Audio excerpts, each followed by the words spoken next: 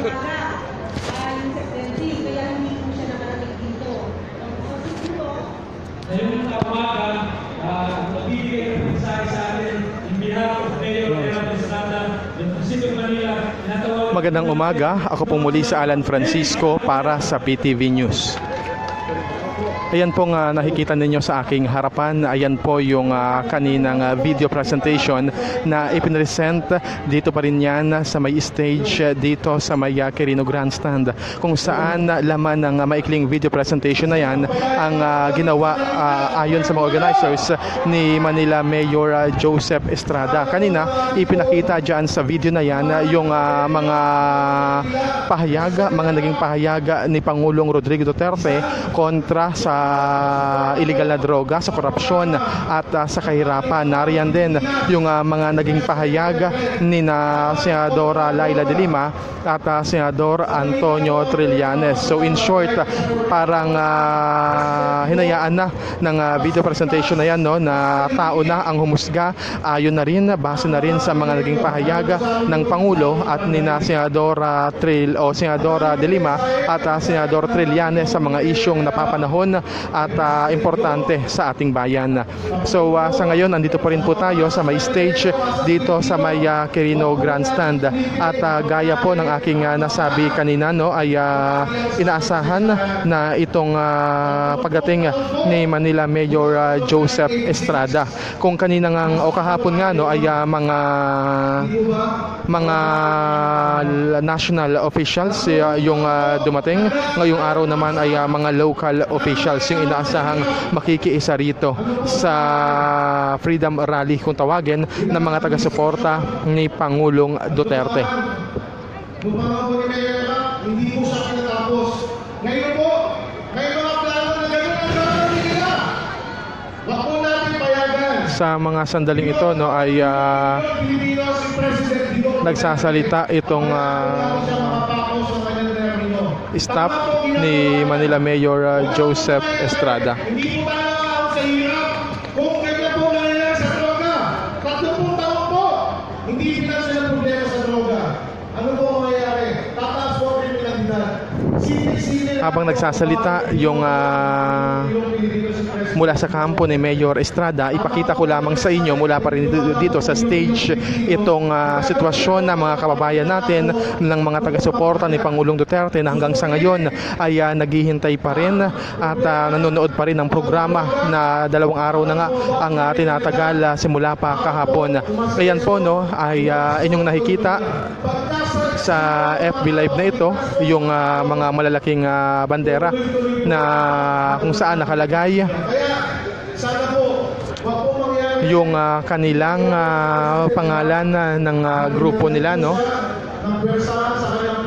I-zoom in ko lang para makita natin yung nakalagay mismo na mga salita sa karatulang dala nila. Ayan po, so nakita nyo na ang nakasulat ay Manileño laban sa kriminalidad, kriminalidad sanhi ng kahirapan, droga, salot, kay Duterte ang Maynila. Ayan po, base po yan sa inyong nakikita ngayon, live pa rin mula rito sa Quirino Grandstand mula sa mga taga-suporta ni Pangulong Duterte. Basahin pa po natin yung ibang mga nakasulat sa mga karatula. Ayan, may nababasa po ako, kay Duterte ang Maynila, Manileño laban sa droga. Maraming salamat, Director. Salamat. So, yung po kayo ng BTR yung kanina, mismo si Erap Estrada na Pakinggan natin. Ayan na, pakita ko lang ulit itong video presentation kanina.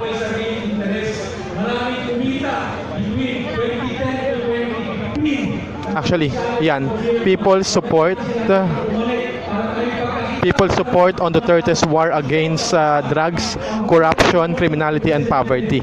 Ayan po yung naging paksa simula kahapon hanggang ngayong araw para sa pagtitipon-tipon nga ng mga taga-suporta ni Pangulong Duterte. Sa makatuwid, ayon sa mga organizers, no, at ayon sa mga kaalyado ni Pangulong Duterte at sa mga officials na rin na dumating, no, ay itong event na ito kaya pagpapatunay na tuloy ituloy nila yung pagsuporta ng taong bayan kay Pangulong Duterte at sa kanyang gabinete. Ayon nga kay Bobby Brillante, itong head ng media nitong event na ito ay hindi nagtatapos sa eleksyon. Yung tungkulin ng bawat Pilipino na ipagtanggol hindi lamang ang bansa kundi mismo si Pangulong Duterte laban sa mga aniyaya destabilisasyon o sa mga kalaban ng pagbabago. Ayon naman yan kay MTRCB board member Mocha Uson. So ito po yung i-zoom out ko lang rin saglit.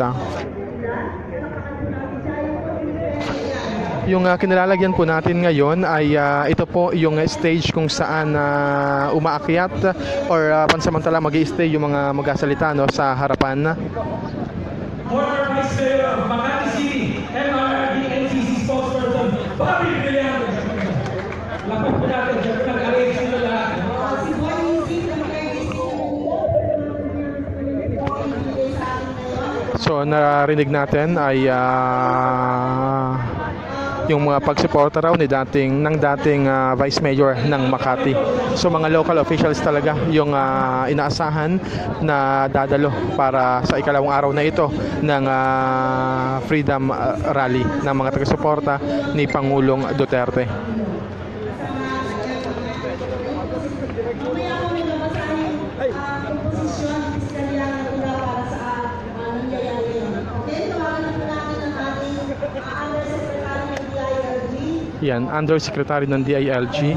Pakinggan natin saglit.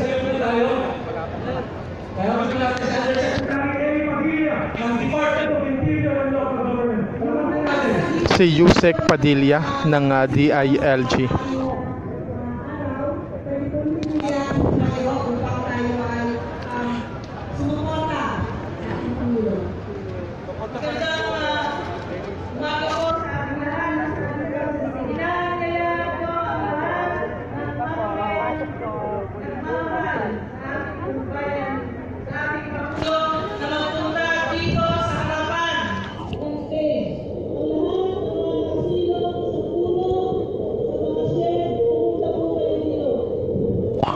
Okay, so sa ngayon ay pinupulong muna itong mga organizers, lahat ng bisitang pumunta rito sa pagpupulong na ito. Ganon din yung paghikayat ni Yusek Padilla sa mga nag-i-stay pa, sa mga nanonood pang Duterte supporters na magsama-sama, magbuklod-buklod dito sa Quirino Grandstand para sa kanilang programang gagawin. So sa ngayon ay subukan ko na mga bumaba para kunin naman yung shots mula naman sa baba pataas.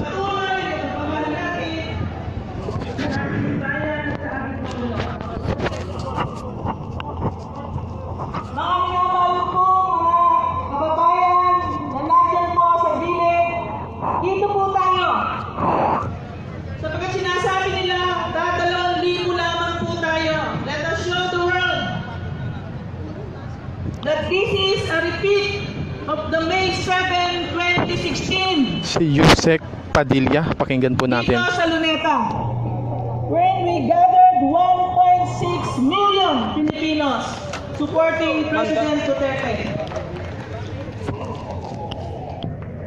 Pagdating po, base sa ating estimate, umabot tayo ng 1 million. Mayroon po tayong pinalipad na drone. At maipapakita po natin kung paano napuno ng mamamayang nagmamahal sa ating... Ulitin ko mga kabayan, ang nagsasalita po ngayon ay si Yusek Padilla. Na pagdiriwang ng mga mamamayang Pilipino. Tayo, ang basang Pilipino, ang nagduet, paninitigan natin, sisiguraduhin natin na ang ating Pangulo ay maisa sa katuparan niya ang lahat ng kanyang pangarap para po sa ating bayan. Mga minamahal ko pong mga kababayan, tayo po dito sa harapan. Tayo po dito sa harapan. Patapos na po tayo. This is the culmination. Ito po ang pinaka-highlight ng ating pong pagdiriwang. Magmula pa kahapon alas 10 hanggang alas 10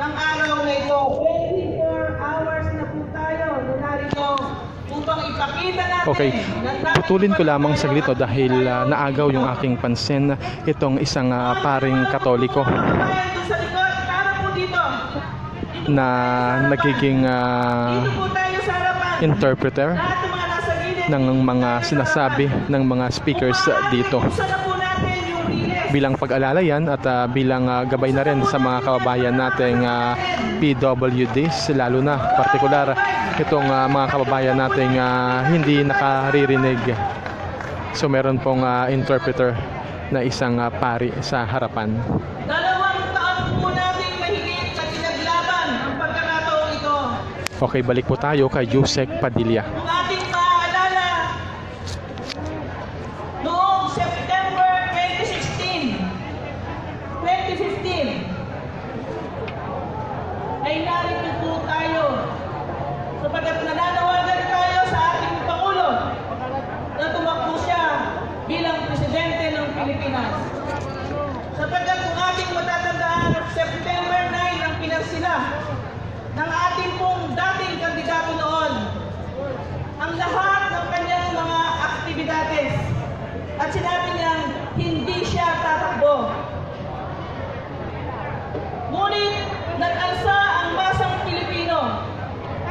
Ikinasa natin ang People's Call for President's nominee.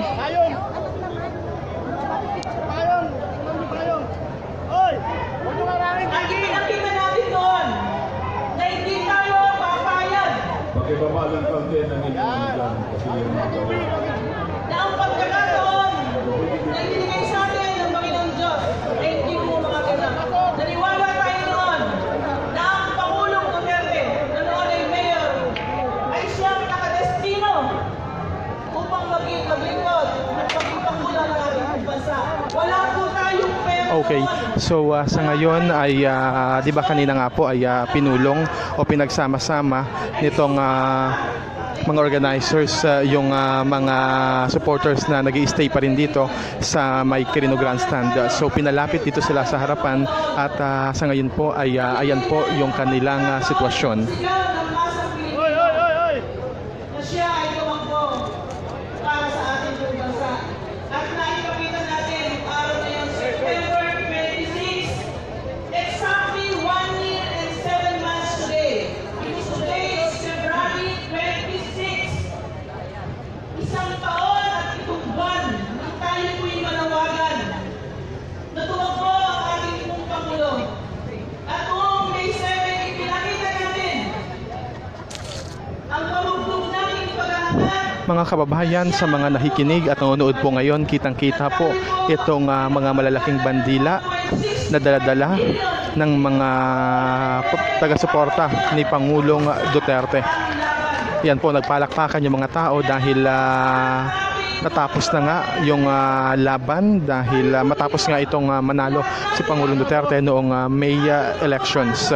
Pero hindi pa tapos totally yung laban ayon kay Yusek Padilla dahil marami pa nga kalaban ng pagbabago.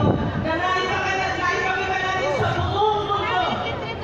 MRD, NECC, Mayor Rodrigo Roa Duterte, National Executive Coordinating Committee. Bawat isa sa inyo ngayon ay nagre-representa sa ating mahal na Pangulo. Bawat isa sa amin ngayon ay nagpapakita ng marugtog nating pagmamahal sa Panginoon. Ayan po, nagsisigawan na, sumisigaw ng pangalan ni Pangulong Duterte habang tinataas yung kanilang kamay na Duterte Fist. Pakinggan po natin.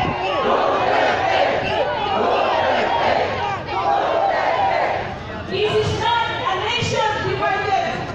We are stronger than ever. If I'm not mistaken mga kababayan, ilang oras na lamang bago tuloy ang magtapos itong programa nila. Ito nga nagtagala ng 2 days.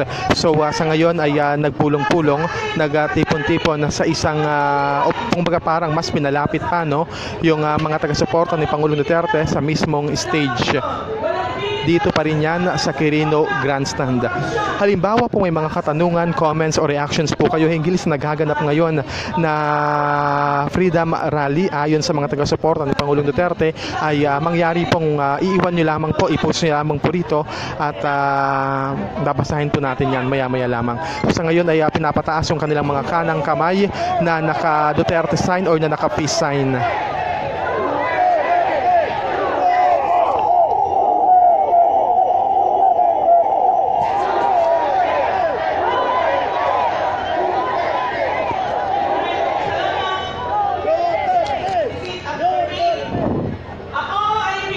At may panunumpa sila, pakinggan po natin.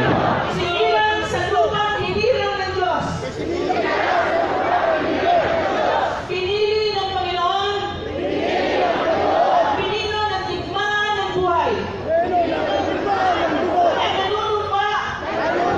At tuloy kong lalabanan. Ang saya na bumamatay sa ating bansa ngayon. Ang iligal na droga, korupsyon, at kahirapan. Buong tapang at malasakit kong lalabanan.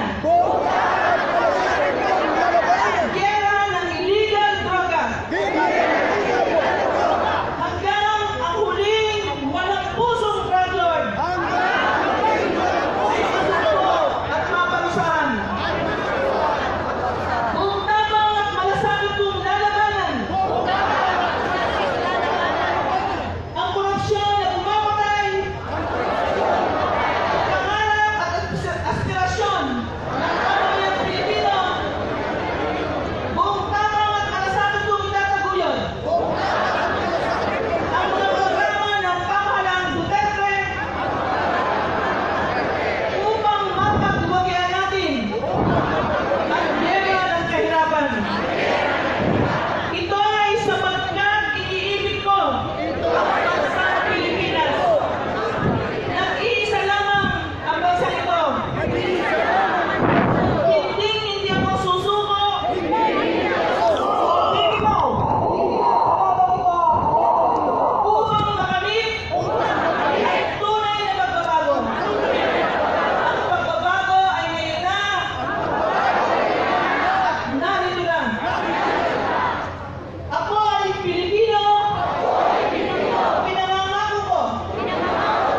Ang giyera nito ay sisimulan ko sa aking sarili. Ang pagbabago ay magsisimula sa aking sarili. Isang bansa, isang bandila, isang konstitusyon, isang pag-ibig sa sambayanang Pilipino. Maraming pong salamat. Natapos na po itong panunumpa na ibinahagi ni Yusek Padilla at ginaya ng mga taga-suporta ni Pangulong Duterte. Dito pa rin yan sa Quirino Grandstand.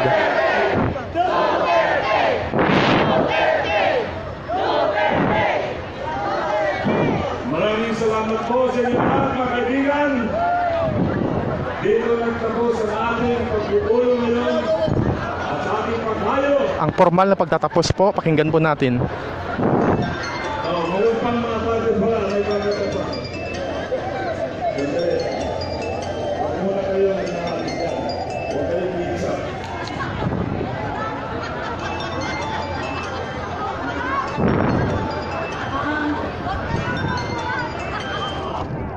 Meron pa po tayong mga bisitang dumating. Ano po? At alin po yung ating Manila Adventist Rural Group. Mamaya po yung ating mga taga-Baguio. Sila po yung mga nalaman dito sabay natin lahat at mag-offer ang kanila at tinatawag na yan. Okay? Pagkakalin natin ang Adventist Rural Group. Marami po mawili Okay. sa inyo ay isang panalangin para sa Panginoon na ang inihiling nating regalo mula sa Diyos ay ang kapayapaan. Hindi lamang sa bansa, kundi sa ating buhay. One more gift from the Manila Adventist College. Ito, millennials. to the world. Yan. So ngayon, millennials naman ang ating kausapin. Hello! Yan, anong name mo? Hello, anong name mo? Casey. From mula saan? From Laguna, Binyan, Laguna. Ilan taon ka na? 26. So, part ng millennial. Ano sa palagay mo yung naging epekto sa inyong mga kabataan ng panunungkulan ni Pangulong Duterte? Malaki po ang naging naitulong ng pamumuno ni Pangulong Duterte sa mga kabataan sapagkat marami ang nakaalam na ang paggamit ng droga ay talaga nakakasama at nakakaapekto sa kalusugan ng mga kabataan. Kaya naman nabuksan ang isipan ng mga kabataan ngayon para sa isang magandang pagbabago na ito ay sa tulong ng ating Pangulong Duterte. Sorry, your name? Casey. Ayan, so thank you Casey. Si Casey from Laguna. Ayan, so sinasabi nga niya na para sa kanilang mga millennials ay importante o malaki na itulong ni Pangulong Duterte para sa kanila, lalo na yung para may pamulat sila dito nga sa masamang epekto ng illegal na droga. So sa ngayon po mga kababayan, ang nakikita nyo naman po ay itong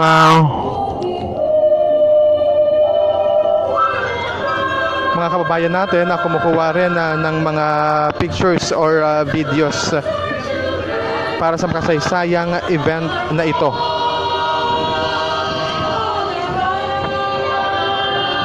Sa mga events po na may kaugnayan kay Pangulong Duterte, ito po yung sinasabi ng marami na pangalawa sa pinakamaraming dumalo.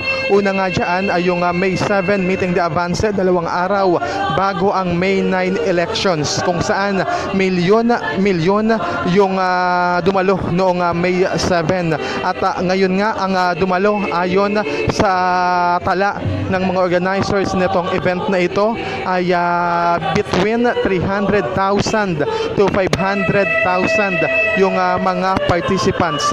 So, official nga pong natapos yung programa at tinatapos nga po yan ng isang makabagbag damdamin mula sa isang grupo ng mga koral o mga nganta. Narito po, i-zoom in ko lang po sa kanila.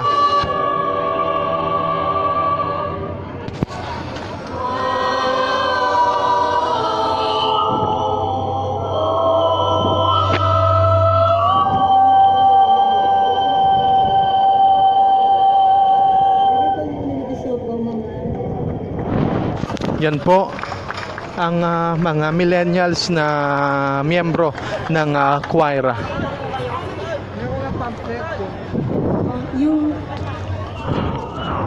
Ito, interviewin natin si ate. Hello po, magandang hapon. Ano pong name ninyo? Ano po yan? Ano pong pangalan ninyo? Performance together with the Dayan, ano po yung sa palagay ninyo naging epekto ni Pangulong Duterte sa inyong lugar, sa inyong community? Si Mayor Super ganda. Super tahimik. Okay. Mula po kayo, taga saan po kayo? Laguna. Ayan. Si Ate Dayan from Laguna. Okay, yan. Maraming pong salamat. Sabi niya ay naging tahimik, mapayapa yung kanilang lugar dahil nga simula nga ng manungkulan itong si Pangulong Duterte. Samantala, itong nagpe-perform naman sa stage rin ay bilang magkatapos nga ay mga katutubong sayaw itong kanilang pina-perform sa ngayon. I-zoom in po natin.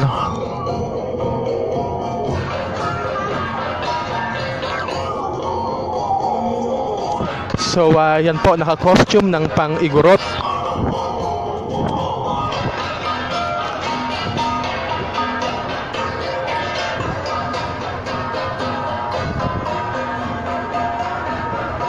Una po kumanta yung mga kabataan, ngayon naman po ay sumasayaw. Yan po ay bahagi lamang ng opisyal ng pagkatapos ng 2 araw na event na ito ng mga taga-suporta ni Pangulong Rodrigo Duterte. I-zoom in po natin ito. Yan, isang karatula na nakalagay ang mga katagang droga salot. Alam naman po natin na ang droga ang ang isa sa mga pangunahing agenda o nais puksain ng Administrasyong Duterte. Samantala mga kababayan, ilarawan ko lamang ang sitwasyon dito sa Quirino Grandstand. Sobrang tirik na po ng araw. Pero sa kabila po ng matinding sikat ng araw ay nanatili pong nag-stay itong ating mga kababayan, itong mga Duterte supporters. Yung iba naman po ay may mga dalang payong, may mga dalang sombrero bilang panangga sa init ng araw. Pero sa ating naobserbahan dito, no, ay tila hindi sila natinag anuman ang naging panahon.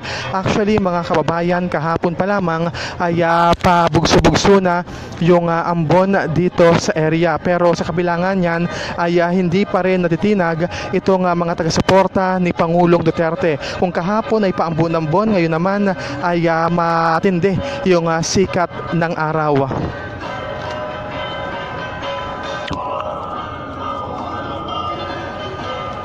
At dahil po talagang moderno na, makabago na ang panahon ngayon, halos lahat ng ating mga kababayan ay may dala-dala ng cellphone or any gadget na pwedeng ipang-record nitong makasaysayang event na ito. Yan po si Kuya na record ang event na ito. Ito rin. So halos lahat po ay talagang may mga dalang gadgets na may kakayahang mag-record ng historical event na ito. Maglalakad-lakad lang po tayo. Ito po isang malaking karatula.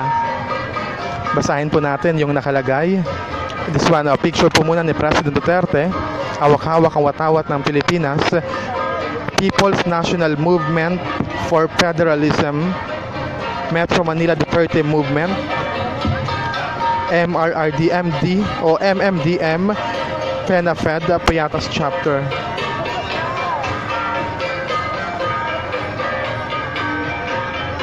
Sino po yung pwedeng ma-interview sa inyo? Sige, ako po. Okay. Hello po, ano pong name nila? Rosemary Algodon po, from Payatas, Quezon City. Okay. Kamusta po ba ang Payatas kung ikukumpara noon at ngayon na ilang buwan nang nanunungkulan itong si Pangulong Duterte po? Ako po bilang supporter ni President Duterte, mula pa nung siya tumakbo bilang presidente at nung after po siyang manalo, kami po ng mga Duterte movement ay wanted na kami sa mga drug lord, pusher at addict sa aming mga lugar. Katunayan po, meron na po akong pinakulong dahil pinagbantaan po yung buong pamilya ko. Dahil kami daw ay mata ni President Duterte. Sa totoo lang po, buhay namin na nakataya. Subalit ngayon, pilit na pinapatigil. Hindi po totoo na nabawasan, kundi lalo pa po silang dumami. At nakakaawa po ang ating kabataan. Dahil kaya nga kami nagsusumikap na suportahan sa Presidente Duterte. Unang-una sa aming mga anak, anti-droga, lalo na po ang mga magnanakaw ng mga lupa sa Payatas. Dahil ang mga magnanakaw ay tunay na nasa City Hall, ang mga land grabbing. Pilit kami na pinapaniwala na ang Payatas ay government land. Subalit, panahon pa ni Marcos Sr., sinabi na ang Payatas ay government land. Subalit, nung maupo, ang mga dilawan na yan, na mga tauhan, na mga bulok na pamahalaan, walang pagbabago. Mula nung sila umupo. Pero ngayon, si Presidente Duterte, pilit nilang sinisira, sinasabotahe ng mga dilawan, mga barangay captain, mga tuta. Mga tuta sila. Mas totoo lang sir, kahit pumunta kayo sa amin. Ang bahay namin sa tabi lang po ng dam site. So ibig sabihin po, sa ngayon ay tinatakot po ba kayo nitong mga sangkot sa droga sa inyo?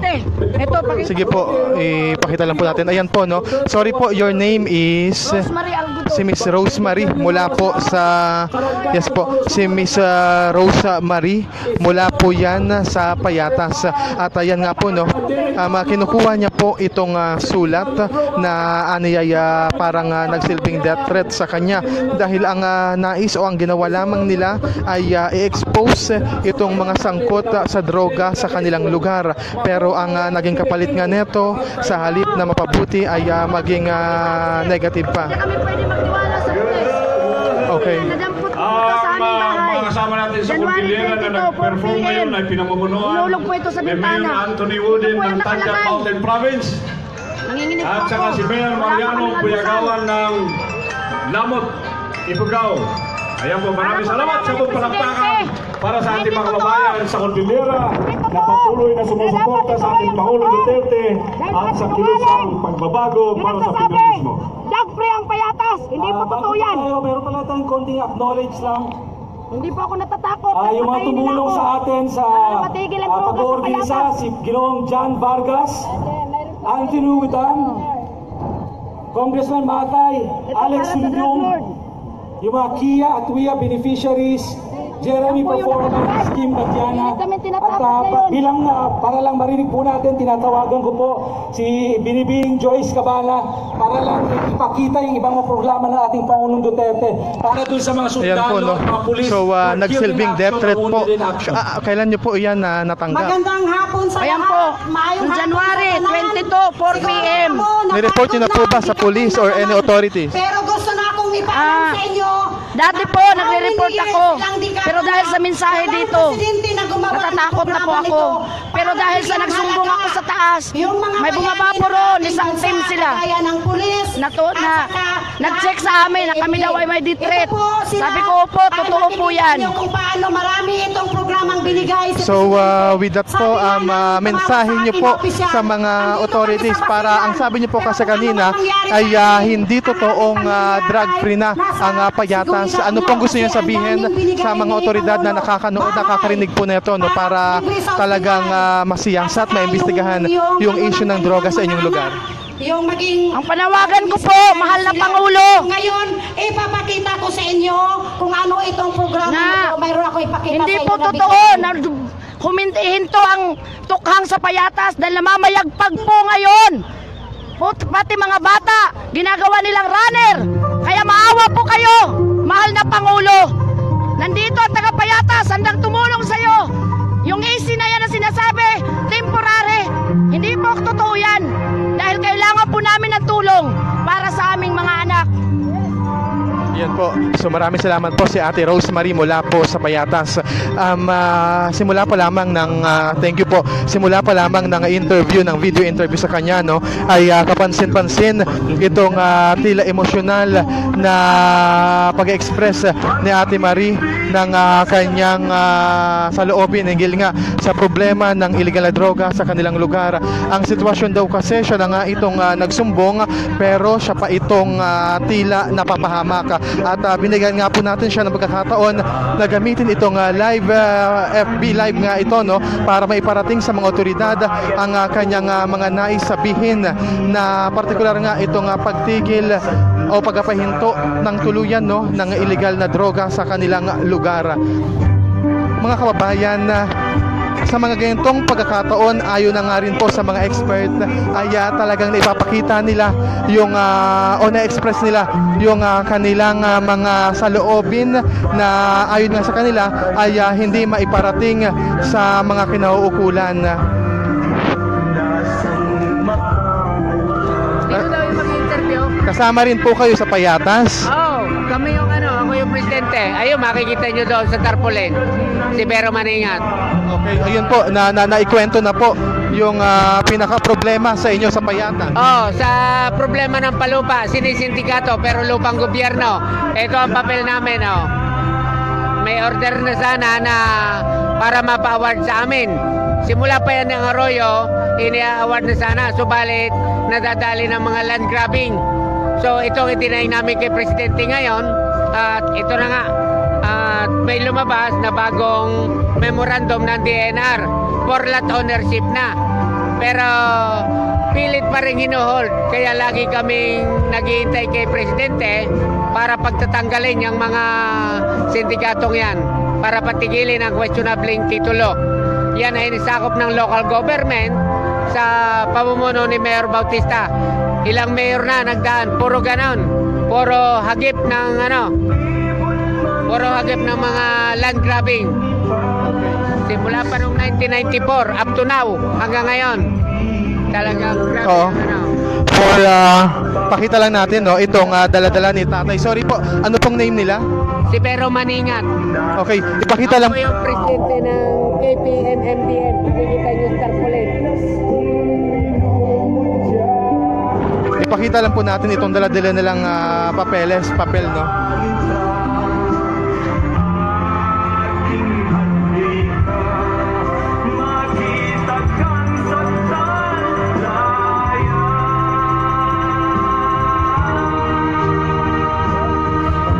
Okay, ang nakalagay, subject is letter dated October 18, 2016, addressed to President Duterte regarding the request for land ownership.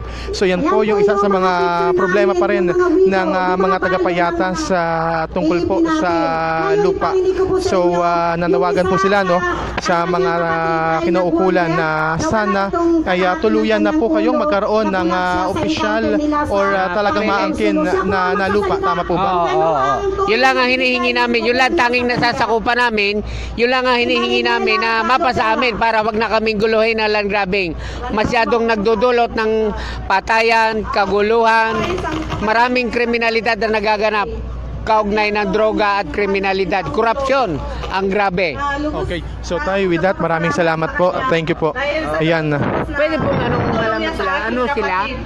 Media sa? Ngayon, ang kapatid ko ay Ano po nasa sila? Army General Hospital para sa kanyang recovery. PTV po raw. Thank you po. Laging pinapaloob ni President. Ayan.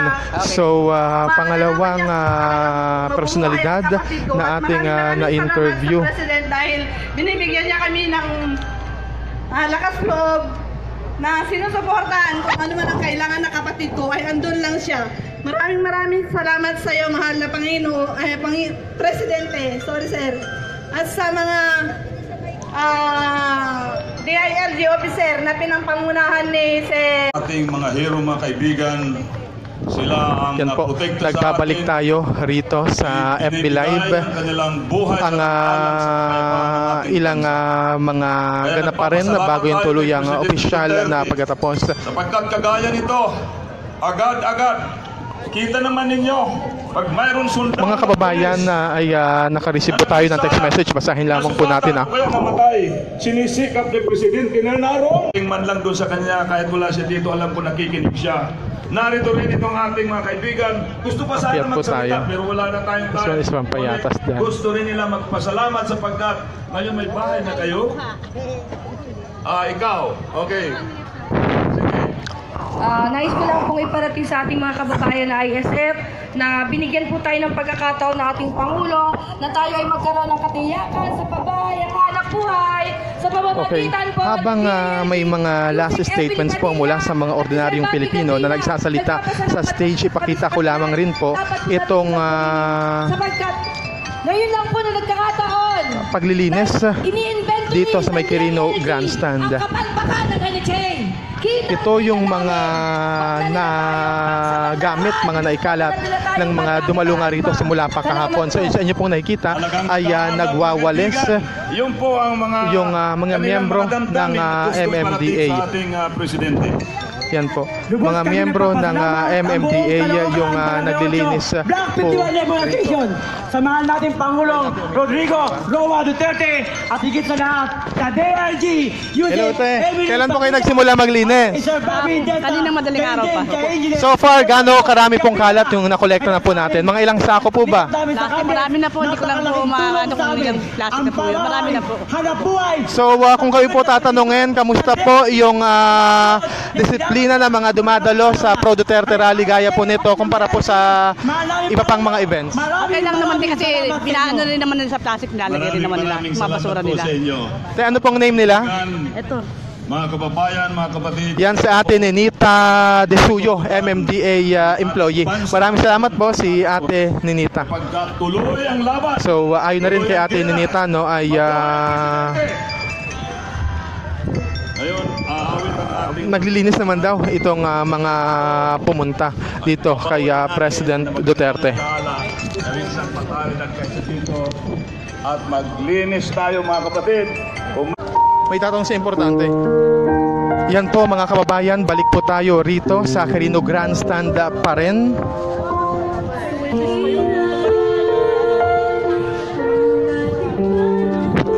Okay, maganda po itong makita itong mga nagpupulot ng basura.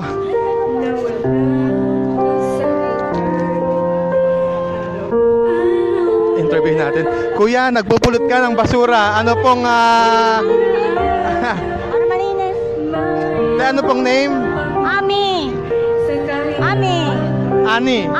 Ami. Nagpupulot ka ng basura? Oo, para malinis. Taga saan po sila? Tagig. Ayan si Ate Ami, isa sa mga nagpupulot ng basura. Imagine, pumunta ako dito kahapon pa ng 6 a.m. So until now, wala kaming tulog. Ano pong name nila? Si Cynthia. Cynthia, mula po saan? Mula sa Teresa Rizal. Okay, sa Rizal. Kahit walang tulog, okay lang. Masarap ang pakiramdam. Oo, kahit puyat ako, walang tulog. Hindi ako nakaramdam ng antok.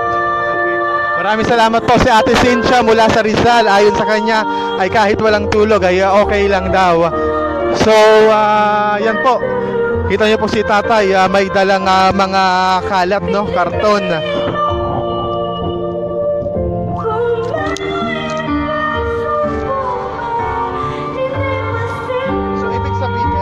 Ibig sabihin lamang po mga kababayan, bukod po sa mga miyembro mismo ng MMDA ay meron pong mga dumalo na taga-suporta ni Pangulong Duterte yung talagang nagkukusa na magpulot o maglinis ng basura dito nga sa venue, dito sa Quirino Grandstand, kung saan ginanap itong malakihang, ayon nga sa kanila, malakihang Freedom Rally bilang pagsuporta kay Pangulong Duterte.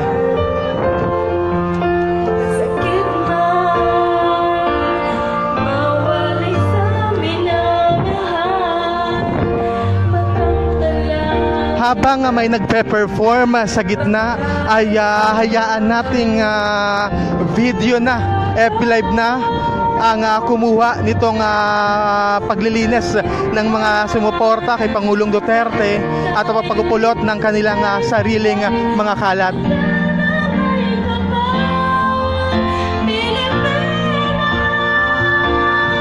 Ang naririnig nyo po ay awit na may paksa tungkol sa ating pagka-Pilipino.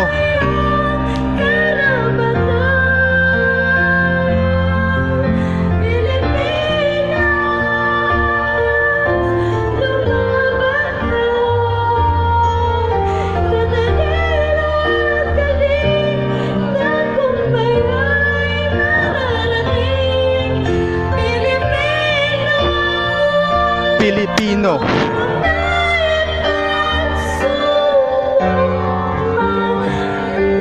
Mga kabataan yung kumakanta sa may harapan ng Quirino Grandstand. Mga nakakulay pula.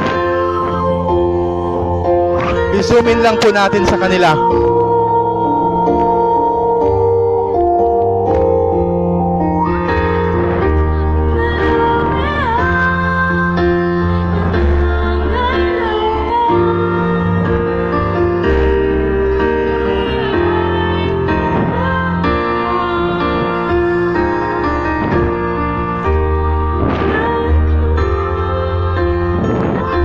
Mga kabataan na umaawit ng kantang may tema tungkol sa pagka-Pilipino.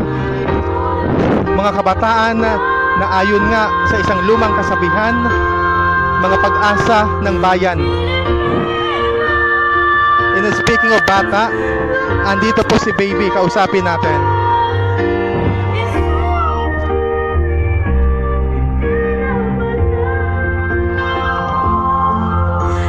Anak niyo po. Ilang taon na po siya, tay? Ha? Ilang taon na po siya? Ilang taon to? 3 years old. Anak niyo po, ano po pangalan ninyo? Conrado Tubuhan. Doy. Ang nickname niyo po ay? Doy. Doy. 3 years old po yung anak niyo. Bakit niyo po sinama rito sa event? Para ipaglaban namin yung pagbabago na sinusulong namin sa Payatas na magkaroon kami ng sariling bahay. Para po kay baby. Oh, para sa aking mga anak. Oh, ayan. Hi baby, say hi. Ayan, ano pong pangalan ni baby? Daniela. Ayan. So si baby Daniela, ayon nga sa kanyang tatay, si Tatay Doy, ay pumunta rito para ipaglaban yung pagbabago para sa kanyang anak, para sa kanilang kinabukasan o sa kanilang henerasyon.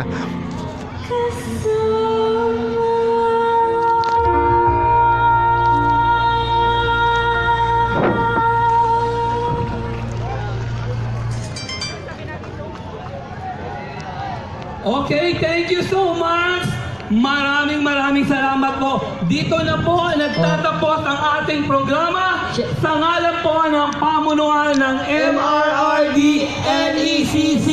Thank you so much sa lahat ng dumalo. Organizers, members, yes, sa mga pulis yes, na nag-maintain ng peace and order. Marshal, sa ating DILG, personnel, DSWD at TESDA. Ayan, mabuhay po kayong lahat. Mabuhay po tayo, Hey, mabuhay ang Father. Pilipinas.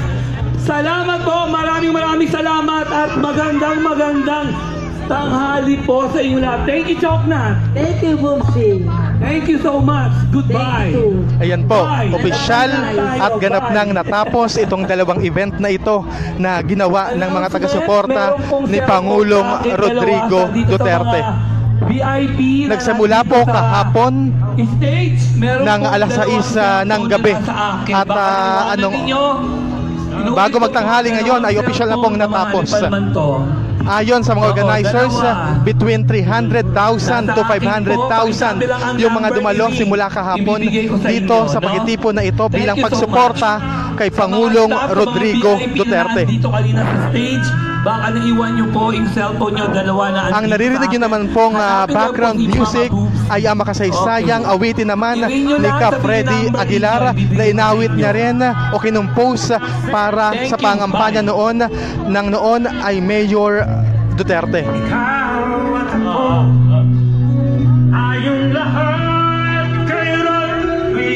Kung nyo pong napapansin mga kababayan, halos lahat po rito ay nakakulay pula dahil kumalat na po ito sa social media bago pa man mangyaring event na ito at ayon nga sa nag-viral na social media, ang dapat isuot dito hanggat maaari ay mga kulay pula at blue. So yan po, tuloy-tuloy pa rin ang paghahakot ng kalat ng mga taga-suporta ni Pangulong Duterte. Ayon nga sa ating mga nakausap kanina, ito'y para mapanatili na malinis nilang dinatnan ang Quirino Grandstand, malinis din daw nilang lilisanin ito. Yan po. Anong mahiyain? So ayan po. So ayan po. So basahin lang po natin itong mga malalaking karatula dito sa harapan. Unahin po natin itong mga salitang nakalagay, sa kahirapan wala tayong kinabukasan. Okay, the next tarpaulin, nakasulat naman po ay sa kriminalidad wala tayong katahimikan. Okay, sa ikatlong tarpaulin ang nakalagay po, sa kahirapan wala tayong kinabukasan. Okay, this one, isulong ang pagkakaisa at pagmamahal sa bansa, hindi sa sarili.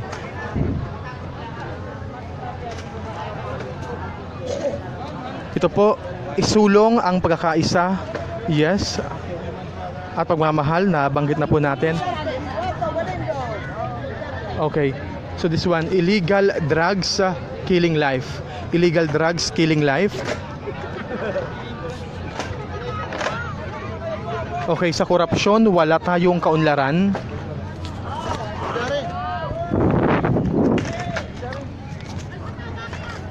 Ayan po mga kababayan, nagdiligpit na.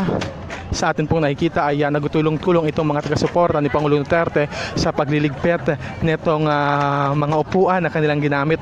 So bukod doon sa naglilinis at nagkahakot ng kalat kanina, ay ngayon naman ay tulong-tulong sila dito sa pagliligpit ng mga bangko. Interviewin natin, tanong natin. Hello, brother, magkakakilala kayo? Ano po? Magkakakilala kayo? Oo, tumutulong ka sa pag-aayos ng bangko. Opo, magkikilala mo kami. Oo. So, so far, kamusta ba si President Duterte? Okay naman po yung kampanya ng kontra droga po. Okay po sa akin yun. Okay. Maraming salamat. Ayan, si isa sa mga supporters ni President Duterte. So, tulong-tulong sila sa paglilinis at pag-aayos, no? Kitang-kita nyo naman po mga kababayan yung kasalukuyang sitwasyon dito sa Quirino Grandstand.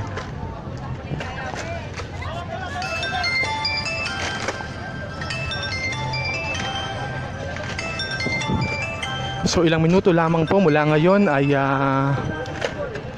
we have to stop this live video po, no, dahil nasundan po natin itong 2 araw na event dito sa Quirino Grandstand, alay para kay Pangulong Duterte. Ayun nga yan sa mga taga-suporta. So ipakita ko lamang mabilisan lamang itong mga basura na kanilang nahakot.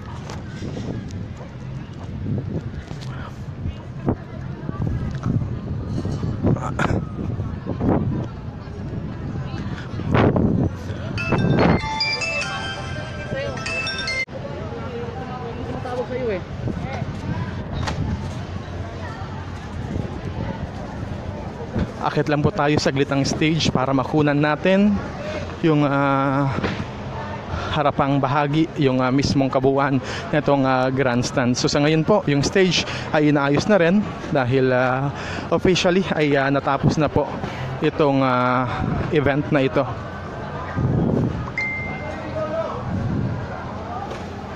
So yan po mga kababayan, yung Quirino Grandstand sa mga sandaling ito. Ang live na kuha.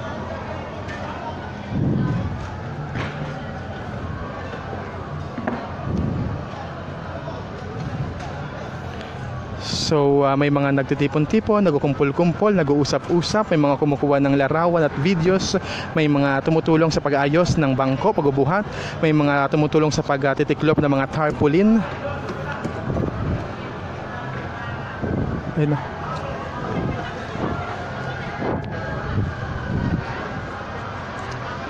So yan po.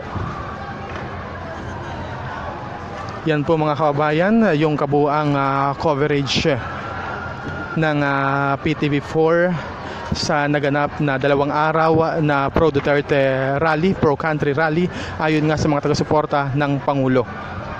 Sa ngalan po ng lahat ng aking mga nakasama,